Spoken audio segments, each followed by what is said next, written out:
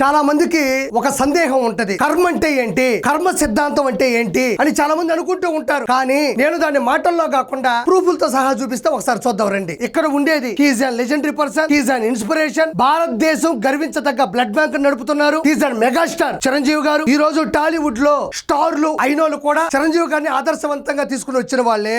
అంత గొప్ప వ్యక్తి ఫిల్మ్ ఇండస్ట్రీ సమస్యల మీద అప్పటి ముఖ్యమంత్రి జగన్మోహన్ రెడ్డిని కలవడానికి ఆయన ఛాంబర్ కి వెళ్లారు.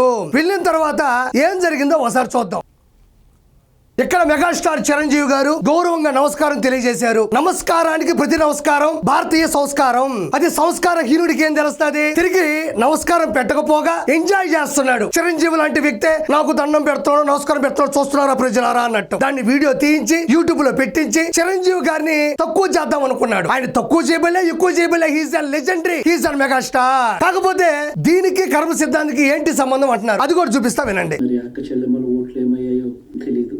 ఆ అవ్వాతాతలు చూపిన ఆప్యాయత ఏమైందో కూడా తెలియడం లేదు. మరి ఆ 1,05,00,000 మంది అక్క చెల్లెమ్మల ప్రేమాభిమానాలు ఏమయ్యాయో తెలియదు. ఇక్కడ గమనించారా? ఎంతో ముందు చిరంజీవి గారు నమస్కారం పెట్టినప్పుడు కూడా ఇదే పోజ్ లో ఉన్నాడు. చూడండి, ఇక్కడ కూడా మైక్ సేమ్ ఇదే పొజిషన్ లో, ఇదే చైర్ లో, ఇదే ఛాంబర్ లో సేమ్ అలానే ఉన్నాడు.